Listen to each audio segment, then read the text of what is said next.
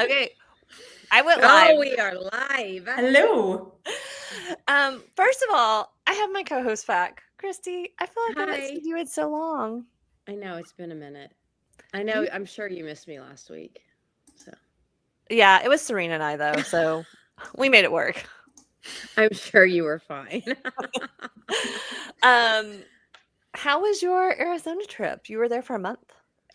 Yes, it was amazing. Yeah, it was really nice. And really warm, which was really great because that's like, you know me. I'm a little bit of a lizard. So, Yeah, um, yeah, but now you're back it in was camp. hard to come back. Yeah, yeah. But it's racing season. Gravel It's season is here. So it's like, it's time to go. it's race season, yeah. And speaking of race season, so we have Jill Nazeer with us today, who is the brand manager for Salsa Cycles. Did I get Yes, all that hi right? everyone. Yeah, good All right. job. I had to look up all your titles and stuff because like everybody uses a slightly different name for it. Yep, it's different everywhere. Yeah. So Jill's my neighbor up in Seattle. Sometimes we get together and have industry gossip. We'll have if I'm coming to town, we'll have a happy hour and have some industry gossip. But we've had Jill on the podcast before, but your life's changed quite a lot since I've Yeah, had you Yeah, on you've the changed podcast since before. then. that feels like so long ago, but same background though, because I think I was working remote last time. Yeah. So yeah. Yeah. So tell us how you ended up working for Salsa. What drew you to that company? Yeah, so super like I was at a different bike company, love the industry, all of that, and was just kind of starting to look for somewhere else that I felt like could be my new home. And to be honest, part of the reason that I had Salsa on my radar and really wanted to work for Salsa is I think because we're going to talk about it a little, is their presence at events and the Shay itself, which I'm sure we will get into what that is a little bit, but it's a piece of the brand that is so unique and so different that I thought this is like probably a fun, quirky, different brand to work on. And like it's got to be fun from a marketing standpoint, especially. And luckily the bikes are just as cool as the brand. And I've been finding that out over the last few years. But yeah, part of what drew me here it was the Shay, and also Salsa's owned by a company called Quality Bicycle Products, and they're B Corp certified. So like the community aspect of what our company does and what our brand does honestly, it's what drew me to want to work for the brand. That's really cool. You've always been a big advocate through your work for all people on bikes. Yeah, for sure.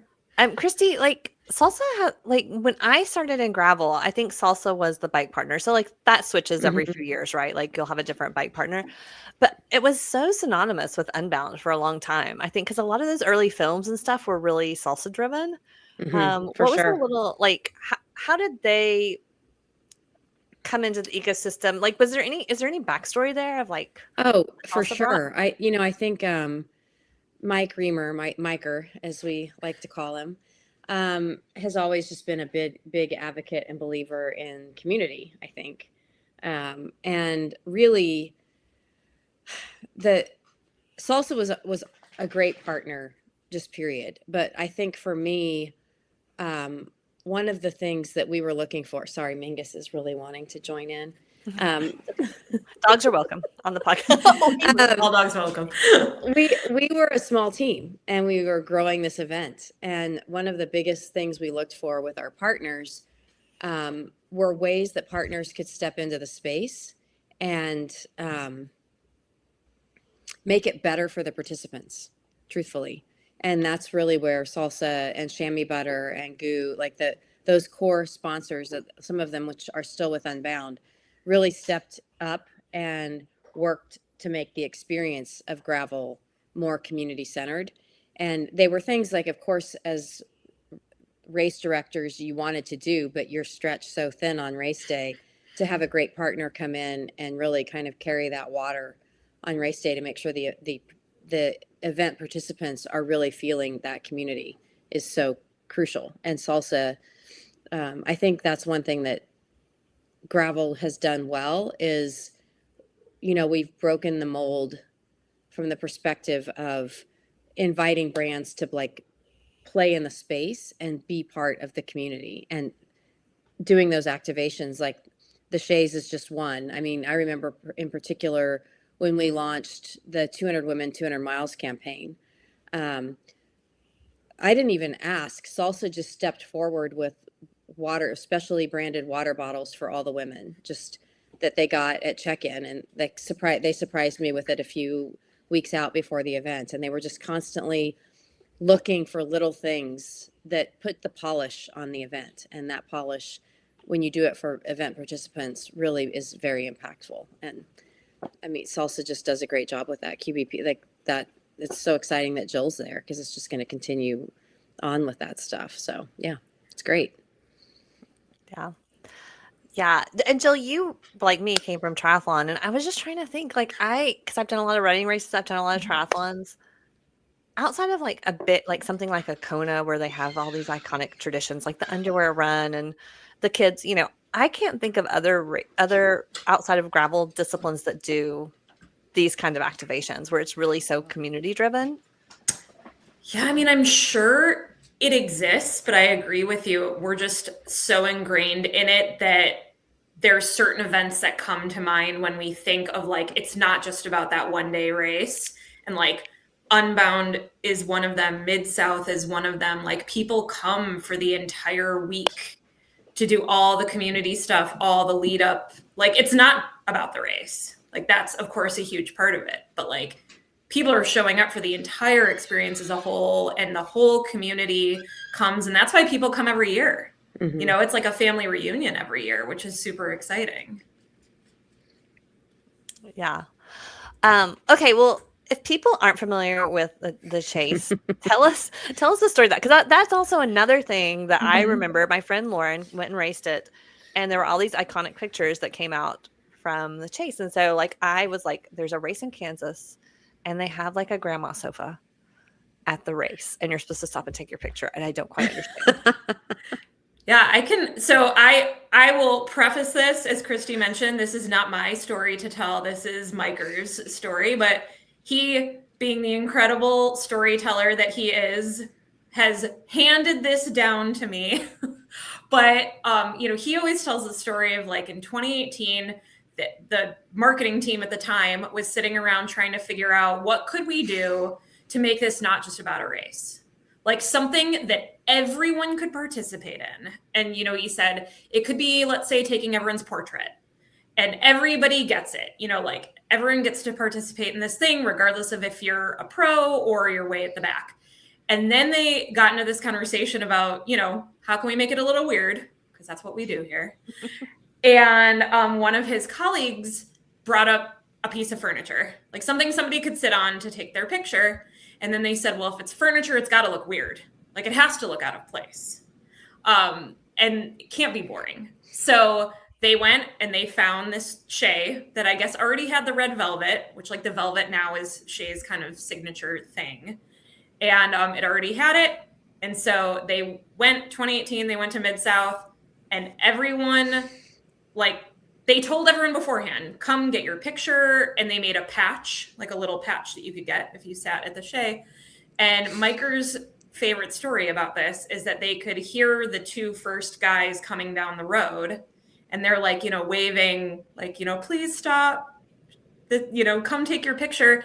And one of the pros turns to the other pro and is like, are we stopping? And the other guy goes, I don't know, are you going to stop? And they both stopped together, took their pictures. Chase group, everybody stopped, took their pictures, which, you know, now Not feels crazy stopped. to think about.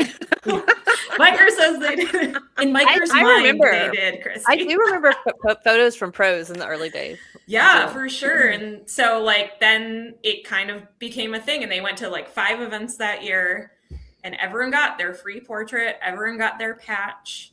And even to this day, there are people that will walk around in their denim jacket with all their patches on. You know, it is truly badges of honor. And every year we cover the chaise in a different fabric, so that way your picture can be different every year. And then we always make the patch matching. So that way, if you're collecting the patches, you can see all the years of the chaise, which is super cool. But yeah, the thing really gets around. That story that was when I was racing That was like, the guys at DK Unbound were like, do you want to, like, that fall in 2017, I was the only one that hadn't completed DK. So the guys were like, do you want to race this next year? And I was like, yes, I would love to be able to do it. So I took my training super seriously and got pretty fast. And Mid-South was my first event. And I was up there with the lead women. And I had passed Katie Stremke at the time. She was like, there's no way I could ever beat Katie Stremke. And Katie, if you're listening, love you. But but I had passed her, and I was like, I came up on the chase, and Micah was out there, and he's hollering at me. I was like, I can't stop. I don't know where she is. I don't know if she'll stop. I was like, I can't stop. And so I went past, and then when and I felt terrible. Like, I literally rode for like probably 5 miles, just like 45 minutes or so, just feeling awful. And got fifth, which, Mid-South is only 3 deep, so I didn't get a podium spot. But anyway, so it was like, dang it, I didn't stop, and I didn't get a podium. But then you guys were at DK that year, and I was racing DK, and I came up on it, and it was kind of a similar story, and I was like, I don't care. I'm stopping for my photo. Good. So you made up for it. I somewhat made up for it. You can't, that was just, I still feel like that one always kind of cracks me up, because I went to so many races like that year where the chaise was at, and I was like, yes, I got those patches. And Micah tried to give me a patch from Mid-South, and I was like, absolutely not. Absolutely not. He is a great keeper of the tradition. Normally, you, to your point, don't get the patch unless you ride to the chaise and you sit on it. And the chaise is always toward the end of the race. So the saying is, if you can make it to the chaise, you can make it to the finish. So we put that carrot in front of everyone, so that can be their goal, something to look forward to when it's like, it could be pitch black. We're out there until the very last rider comes through. And like, we hope that that's everyone's like joyful moment toward the end when you might be struggling a little bit. But, there's rules though for the chaise. And last year's Mid-South was the first time that we let people take their photo on the chaise and get their patches without riding. Because of course, last year's Mid-South was when the wildfires hit. And, obviously the ride couldn't happen, which was super unfortunate. But, the day of the race, even though the race was canceled, we still brought the chaise out. We let everyone take their photos and get their patches and like still have that moment of joy. And it was fun. Everyone got to be there at the same time, which I think it was a good excuse to let the chaise break the rules for once. And the chaise is in the Gravel Cycling Hall of Fame. Yeah, first icon in the Gravel Cycling Hall of Fame. Whenever we travel with it, we still bring its award and put it behind its little velvet ropes until it's race day. Funny. So yeah, we make sure it feels special every year. Yeah, I'm glad you guys have brought it back out, because it was retired for a bit. Yeah. It was happy to come out of retirement. I think Micah was happy it came out of retirement. Now he gets to be the keeper of it forever. Good call. Well, what I love about Salsa, and you all do you sponsor any elite riders? You don't sponsor any like financially, maybe like some, like I know you do some bike partnerships with people that are maybe, well, I don't know. Actually, I don't know. So I won't talk. I'll let you answer. Yeah. So we sponsor Matt Acker and Jill Martindale, Britt Mason, Megan Hakkinen. And this year we're also super excited to be working with Marley Blonsky a little bit as well. Okay. So you're not sponsoring like the very pointy end. You're more bike packers, community builders, which I think a lot more brands than you think are doing a lot of community stuff. But I do see that Salsa, Chamois Better's another one that I see doing a lot of like, it's very driven around the community. And I'm just like, from your perspective, Jill, why is that so important to you when we're going to these events? Yeah, it's a really great question. Like, obviously, it's traditionally what you see from a lot of brands is pointy end of the spear.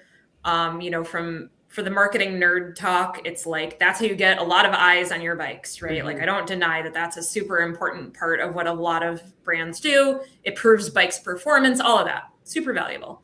But for salsa, like long before I came onto the brand and now that I'm here, a lot of our focus is on the community building part of it. So to be honest, that also means a lot of our budget goes toward the community building part of it. We're not necessarily sponsoring a lot of individual humans. We're trying to work more with community groups who are going to get more folks into cycling, get them involved, make them feel welcome. Groups like Radical Adventure Riders. Like we're working a little bit with ABOB this year, the Get Here Grant at Mid-South. Like that's where we focus a lot of our energy. The individual riders are super important. And luckily we get to work with people who are great within their community and impactful in that space. But we're really trying to think about like that broader group and the broader experience. And then when we go to events, the reason we're at the Chaise for the very last person is because every person who's showing up at that event and riding is equally as important. And they're all having a different experience. I used to have a coach that would say, the longer you're out on the race course, the more bang for your buck you're getting. And we want everyone to have the same experience on that day, right? And we want everyone to feel a part of a community and not feel alone out there. And that's just what we're all built on. We don't even have to ask each other. Everyone just knows if it's going to help the community, we're out there doing it. Yeah, I love that. Yeah. Well, you're very creative. Tell us about some of the other things that you've dreamed up or had going on. Like I was at Rome Fest last year and there was a deaf rider and you all were doing sign language. Yeah, And so fun. you just like, I feel like you're always coming up with really creative ways to connect. Yeah. So, like slight background on me, I worked for a nonprofit for a short amount of time before I came into the outdoor industry. And I feel like working in nonprofit makes you be a little bit creative. You tend to have to do a lot with not very much. And, I joke I might have been a kindergarten teacher in another life or something. Cause like anything that's like a craft project or some kind of creative thing, I love doing. And I'm super excited when we come to events that let us do these creative things. Like, Christy says this to us too, like whatever you want to do when you show up, we'll do. And Bobby's like that. And Rome Fest was like that. Like love the crazy ideas. And yeah, for Rome, it was super, super special because yes, we sponsored the Deaf Shredders. So we provided funding so the ASL interpreters could come to Rome and help sign for the Deaf Shredders that were there. But also we kind of felt like, well, as long as the ASL interpreters are coming, we should have a clinic in how to sign. So that way, even the hearing riders can communicate to the Deaf Shredders. Again, to build community. We didn't want the Deaf Shredders to feel alone out there riding.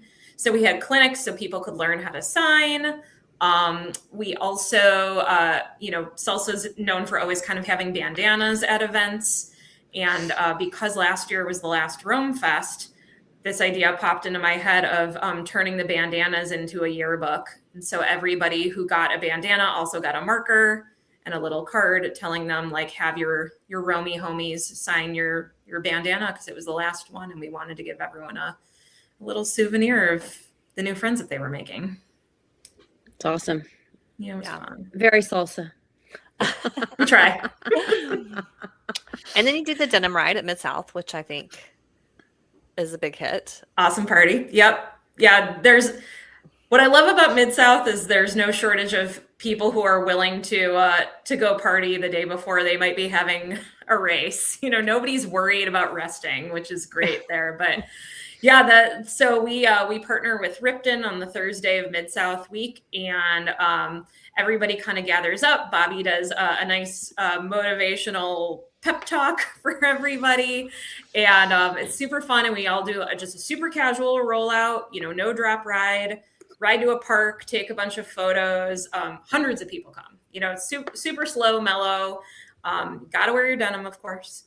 And we all just kind of hang out, and then we meet up at the brewery after. For every year, Mid-South does a beer release party.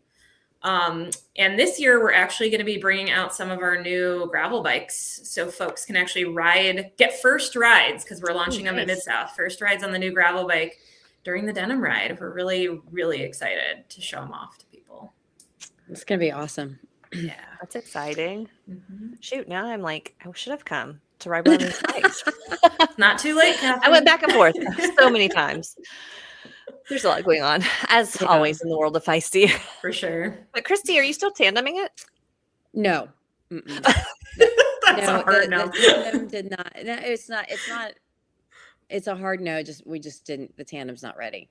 So, and it like Catherine said, we're not able to go down until Friday, which is kind of a bummer. Sure. So, I mean there's a chance it might change, but looking at the schedules, I don't think Tim's gonna be able to get out until Friday like noon on Friday. So we'll get down there, and we're gonna support. Merchants is gonna support quite a few riders on the Saturday 100-mile course. So.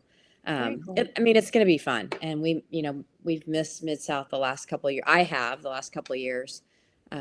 So I'm excited to go back. I missed it a couple of years ago because it's the season home opener for the Kansas City Current, which is also very important. True. It's also very important to me. But the year that I missed, the first Mid-South I missed was literally the home opener at the first women's specific built stadium.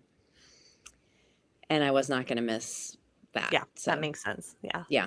Tim went, and Sydney and I went to the opener, which was perfect because I got to take my daughter. So, but yeah, it's season opener for KC Current again this year, but it's okay. Yeah. And then are there any sneak peeks of what we might be seeing at Unbound, or you're also going to Rebecca's Private Idaho this year? Yeah, so the chaise is going on a nice big grand tour this year. It's been a few years since it's gotten to more than one event. So so obviously we'll be at Mid-South, and then we're actually going to be in Emporia the whole week leading into Unbound. So we've been talking to Christy and Merchant. We're going to help support some of the stuff that they've got going on earlier in the week, which I'm super excited about. We will of course be there for the Gravel Cycling Hall of Fame. We got to bring the chaise, and it will be there in all of its glory. And we're doing a ride with them as well. So that's the Wednesday of Unbound week. And then we'll be there showing off our new gravel bikes. And we're actually going to have a little sneak preview of something that will not be launching until the fall too. So we're very excited to show that off. And then in the fall, we're going to Rebecca's Private Idaho, which was my first gravel race. And cool. First gravel race ever. And so it's all just kind of come full circle. We are supporting the Be Good Foundation as well while we're there. And I am so stoked. We're going to be out there for the whole Queen Stage race. We're going to bring the chaise out, shooting some potato guns, whatever they need us to do. Perfect. Amazing. Yeah. And I am going to get to try out one of your new bikes that released this year. It's sitting in my garage, hopefully getting built tomorrow, the Wonder Rosa, which is the full suspension e-bike. So I'm pretty excited to try that one out. Jill and I live close to each other, and there are some really, really hard climbing routes, which I get about 30 miles and I'm like, that was enough climbing. That was like 4,000 feet and 30 miles. I'm done for the day. But there's some routes that go a lot longer that I've been wanting to explore. Like I told my friend Joe, I was like, plan the worst route you got. Oh yeah, I'm out there. They can handle it. So we filmed the Wanderosa launch video in Capitol Forest near your area, and such a good time. It's such a fun bike. It's a fun place to ride, and it's it's really hard riding, and obviously you could train and do it on your. I do it probably once a month. I'm out there riding, and it's really hard riding, and I just. An e-bike will probably be the next bike I add to my repertoire, just because I like the idea of being able to go out and explore some places and it not being so hard on my body, or even in training right now, I've got a long training ride on Saturday, but Sunday I feel like I can't really get out and ride because I really need that recovery. I heard Sophia Gomez Villafon. You guys know what I'm talking about. Yeah. She talks about she does her e-bike for her recovery rides all the time because she can just go out and still get a ride in, move her body and enjoy it. And so I haven't liked the narrative around e-bikes or cheating. And I think this is a really rad e-bike. So I'm excited to try it out and see what kind of adventures I can get on. Yeah, it's been super fun to see people's responses to it. At first it's one of confusion because it's a full suspension gravel Mhm. e-bike. And, Yes. of course, there's the narrative now of like, that's just a drop bar mountain bike and, all of that. But truth be told, when our team was making this bike, they were first developing what we now have as the Tributary, which is it's got some front suspension. It's a gravel e-bike.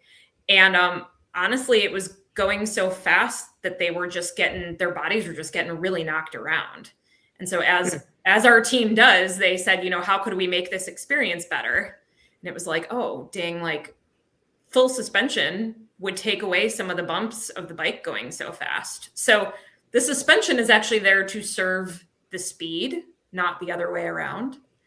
And now people are confused when they see it. And then when they go ride it, they automatically, like, the light bulb goes off because it's such a smooth ride and you're not like jarring your body to get that workout in. Yeah, that's what I need. Yeah, it's fun. A little Yeah. less jarring sometimes. Same. Well, I just like the fact that I do think that narrative is changing Mhm. around e-bikes, and I'm really glad because I think it's such a great tool for a lot of people for so many different reasons, and that fact that that's been the narrative there, it's unfair. Like, I mean, I guess I kind of understand where it came from Yeah. initially, but at the same time, I'm also just, and maybe I was just an early adopter to it because my dad, it changed the way he rode his bike and had always ridden bikes with us and had had a couple open heart surgeries and still wanted to ride, but didn't feel comfortable going out with us. And I mean, he didn't want to limit us. I'm like, if I'm inviting you to a ride, I'm willing to change what I'm doing because I want to ride with you. And he gets an e-bike and then he doesn't have to adapt, he can do my ride and, and have a blast. Like, I can work hard when I want, but I can also use the motor when I want or use the assist. Maybe. That's what people don't realize is you still are getting a good You're workout. still riding a bike. Those bikes, like last summer when we were or last year when we were in Jordan, I was like, I can actually keep up with Celine if I'm on this bike. I can't keep up with Celine in real life. She rides her bike so much more than I do and so much longer than I do, So yeah, I'm pretty excited to try it. So we'll have some social media and a little article. You're gonna I'm get to see excited all see the your corners. opinion on it. Yeah, all the corners of Cap Forest. It's gonna be great. Yeah, we'll get a little single track going too. So that'll be pretty fun. Yeah. So okay, and then the other thing I was going to ask you about, Jill, is you signed up for a big event this year too, right? Yes, I'm a little bit terrified and excited. I'm gonna be at the Oregon Trail Gravel Grinder. Oh, nice. Yeah. Yeah, for some reason I thought one day of riding just wasn't enough this year. So we're gonna do 5. Though I'm so excited. I mean, everyone who goes says it's incredible and it's like a summer camp and all of that. Honestly, I think I'm the most worried about not sleeping. I'm worried I'm gonna be like so excited about the camp part that I'm just not gonna sleep. Yeah. Can you pivot midway and get it? Well, we'll go stay with Sophia halfway through the race. Sophia, You might find out why she did that. No, I know 100% why she did it, but it's going to be fun. It'll be fun. I hear camp's really fun. And I signed up this year too. I think you were one of the people that turned me over the edge because I was like, well, I have all these friends from my gym going. I was like, oh, and Jill's going. And it's just like people that I really enjoy, but I don't get to hang out with consistently often. And so just to have like 5 days hanging out with it's going to be really great. It's gonna be fun. Yeah. How do we get you and Tim out there, Christy? I thought we were working on that. It is sold out. Talking about it. I'm sure they could squeeze her. I might know a person or two. Yeah. And it's going to be beautiful. I mean, Bend area is amazing. Oak Ridge is amazing. So I'm excited. Yeah. It's very tempting. It's very tempting. So yeah. Well, I guess the last thing I wanted to ask you about with that, Jill, because I know a lot of people get intimidated by events, and what people don't understand with a job like yours, you travel all the time. You're like, you work in the bike industry, so you get to ride bikes all the time, but you actually are on the road a ton. So how do you manage training, right? Because like sometimes people think, oh, well, if you have all this time, you can train and do these big events. But you've signed up for a pretty big event, and it's during race season. Yeah. So what were you Yeah. thinking? I'm just kidding. No, but how are you? I ask myself that transferring every her day. registration to me right now. Yeah, you don't even know it, Krista. You're just gonna have an email in your inbox. Yeah, I mean, I'm not gonna lie. It's tough, and I laugh. We go to bike events and we don't ride bikes. Like You're we're working all usually day. we're usually standing in a tent. And happily, I would love to spend. I'd rather spend the whole day taking pictures at the chaise. Like that brings me so much joy. But truth be told, we really don't get to ride a lot when we're at events. So, it's I don't have kids, but I envision it's like how people manage having kids. Like you just have to kind of schedule your time around it and try to be as efficient as possible when you are home. Or like if I can bring my bike to an event, getting something done is better than nothing in my mind. If I'm riding, or even if I can go for a run for 20 minutes, yeah, I might have missed that 2-hour ride that I should have been doing, but it's still better than nothing. And I think it's also just then managing your expectations on event day. Like I'm not out there winning, like I'm a middle of the pack. And when I don't have time to train, I'm back of the pack, and that's okay too. I'm still going to have a great time. And I just go into that knowing that those are the expectations, and, we're out there to have fun. In the end, it's supposed to be fun. Yeah. I think that's a great attitude. Yeah. It's a great attitude. Yeah. Well, I hope today encouraged folks that think that maybe events are just for people that are racing, and that there's a lot of fun to be had. And even when life is not super neat and tidy, you can still show up and have a lot of fun. Yeah. I mean, I would say to folks, the better party is at the back anyway. Mid-South's going to have the DFL party raging by the time whoever is at the back, by the time they finish. We're going to be out there at the chaise blasting some music. It's a good time. I kind of want to spy on that last 10 miles. I want to get out there and like watch. You should. To see what people are doing. It's fun. It's a fun Are you time. trying to see if somebody's trying to be DFL now that it's such a big party? You want to know. Yeah. Yeah. And I want to catch that. I want to know, like, what are the sneaky tactics? I mean, we have tactics at the front. There's going to be tactics at the back. So it's like, how are they positioning themselves to be? Oh yeah. Oh, I have a flat tire. Right. Well, two years ago, so a woman named Beth ended up being DFL, and she's incredible. She's been on other podcasts and stuff. She's a member of the ABOB crew, and now we're all friends. Like she's amazing. But there were a few people at the back, and they were all kind of riding together. And by the time they got to the chaise, we were all kind of looking at them like, y'all know you're kind of in a battle for DFL now. So like, are you going to rock, paper, scissors this? Or like, they should have crossed the finish line holding hands. I think they were pretty close when they came across, I think. I think if I were like suffering out there with somebody for that long, I would maybe like be like, we're just going to agree to wheel right across the finish line so that we both get it. We had one at RPI. I don't know if Rebecca still does the baked potato. That was the DFL there. And the guy that was the baked potato, I was like, dude, you are not a baked potato.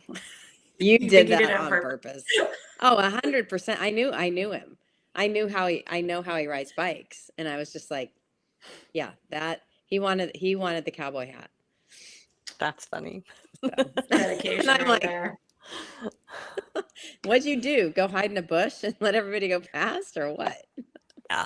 Yeah. No, it's still fun. It's so incredible to watch, and like to see people's faces light up when they get to see like humans again. Because by the time they get to us, it's dark.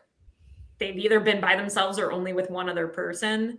So it's like they just get like a whole new lease on life to, like see us and know that they're toward the end. So it's a good time back there. It might feel like suffering, but it's a good time in the end. Yeah. Yeah. Awesome. Well, tell people where they can follow all the fun salsa events this year. And then if they want to follow your adventures and how you do in your races. Yeah. So Salsa, you can follow us. We're on all the most popular social media channels. Just come find Salsa Cycles and we'll be there. It's us really on the other, actually it's usually Miker on the other end of those social accounts. So if you DM, that's really going to be him talking to you. So that's always a good time. And then for me, I'm Jill Nazeer on Instagram. People can follow me there. Perfect. Well, thanks for hopping on and talking us through all the fun that's to be had. This will actually be in the podcast feed the Tuesday before Mid-South. So Perfect timing. yeah, Yay. people should head over to the Bye. denim ride and all the parties with Salsa if you are going to be at Mid-South. Yes. And if you're not, Awesome. come find us in Emporia or at RPI. Yes. Yay. Awesome. Thank you.